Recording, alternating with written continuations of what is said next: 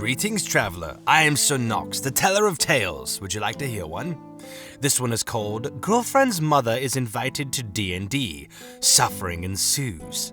A mother to D&D? Now that's a new one. I have scrolled through the horror stories of the sub for a bit, and finally decided to share my single worst D&D experience in my role-playing career. It is longer than I originally thought the tale would be, so I do hope you still enjoy. Enjoy? I'm sure we will. This happened several years ago. A local game/comic book nerd adjacent store had it so that every Wednesday was a D&D night. They had a pretty big place where they would set up tables. The store would ask for volunteer DMs to run games. We got $15 in store credit per week for the service, so it wasn't nothing. This was pretty popular, with 5 to 8 fully populated 6 to 8 player tables every week. The only rules is you had to run official modules, and you had to allow new people to join your game if you had 8 or fewer players. This isn't vital to the story ahead, but it's just to set the scene. And if you're curious, yes, this is actually a really terrible setting to run a game. It's extremely crowded and loud, not particularly comfortable, and you only have about 2.5 hours for your game. I had come to this event at one point to play and ended up sticking with a table and getting into a relationship with a woman at my table. We will call her Sarah. We were playing Tomb of Annihilation, and I joined this game actually as a player. While there are a few questionable events that happened during this time, it's not the focus of today's tale. I played for about 4 to 5 sessions before our DM, with no warning and very little explanation, just decided they didn't want to run the game anymore. They wanted to be a player. There's no apparent replacement, so I decided to step up and take over, making it my first time DMing using 5th edition in a serious game. Side note, the former DM went on to play a talking horse as his character in-game. He wanted to be a mount, I guess. With the preamble out of the way, we get to the meat. Many months later, when we are deep into the campaign, Sarah informs me that her mother and her mother's boyfriend wanted to come by for a session and play. And Sarah said yes before asking me. Her mother and I had gotten off on the best foot so far, so I didn't feel like I could face the social repercussions of putting my foot down and saying no. So I decided to just deal with it and accept their presence. The day of her inclusion comes, and it almost could not be a worse time for the mother to try and step in. The party is deep in the jungle around a large ruined city, and they are taking part of a very big combat session. There's about 27 to 30 NPCs, 3 different factions, a ritual going on during all of it, and about 7 different initiative groups before we get to the 8 players. It's an overwhelming amount of things for me as a DM to keep track of and present in a timely and continually interesting manner. In general, so many people would come and go from these games, make it to some sessions but not others, that the table agreed to no longer even attempt to narratively justify player entrances and exits. So people more or less would just be there or not sometimes. If memory serves, the mother made some strange frying pan cook that would heal people when she hit them with it. It's truly fuzzy, and I remember even less because the entire fight I am pretty sure the mother and her boyfriend hid behind a rock the entire time and did nothing. The moment of actual suffering. During the fight, Sarah, who is a druid, casts the spell Spike Growth. And for those who are not aware, the spell basically grows sharp thorns and spikes in a limited area that do damage when things attempt to walk through them. On a later turn, Sarah attempts to reposition the spell, move the spikes to a different area. Not cast the spell again, but just wants the spikes to move. The spell does not give you the ability to change the area once cast. There is no mechanic or ability that could allow her to do this. So I do not let her. Sarah does not take this all that well and argues with me she should be able while I attempt to explain why that can't work. It was frustrating, but nothing noteworthy. This is until her mother, that had said a grand total of maybe 50 words during the session, comes in with a vengeance and starts screaming at me. And I do mean top of her voice screaming at me how I need to listen to her daughter and should let it happen, and I don't know what I am doing. A sentence burned into my brain from the encounter is, "You have 2 ears and 1 mouth, so start freaking using them!" Again, to reiterate, this isn't happening in the privacy of someone's house.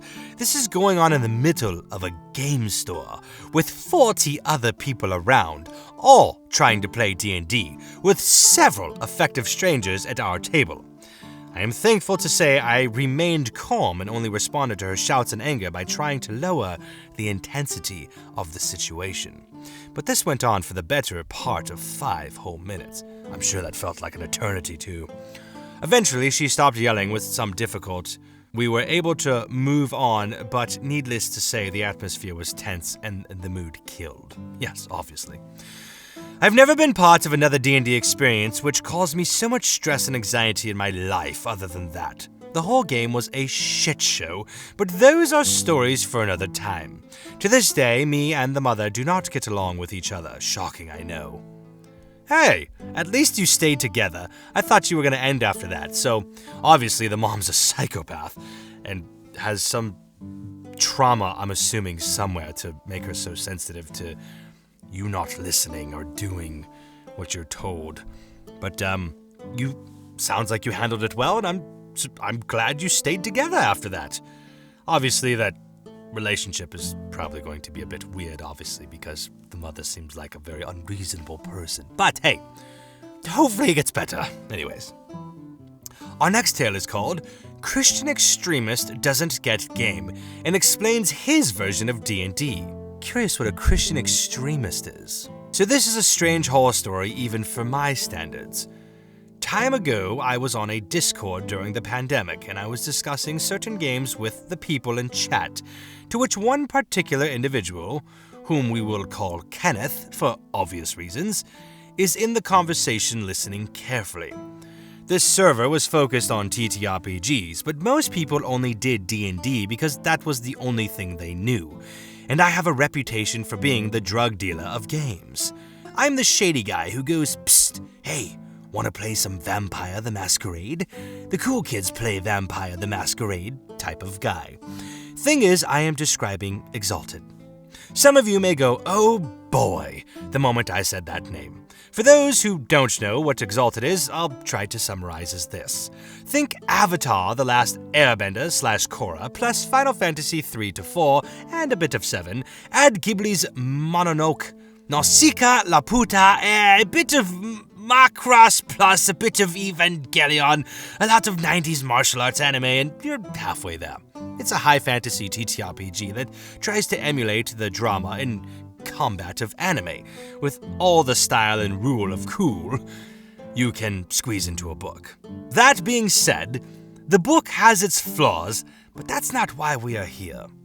So I had a few people interested. Among them, we had Kenneth. As I was explaining the backstory of the game, I went into the myth of creation when Sol Invictus gave his powers to exalt individuals to bear his power, and how the Solar Exalted were gods among gods, to which Kenneth goes, excuse me, what?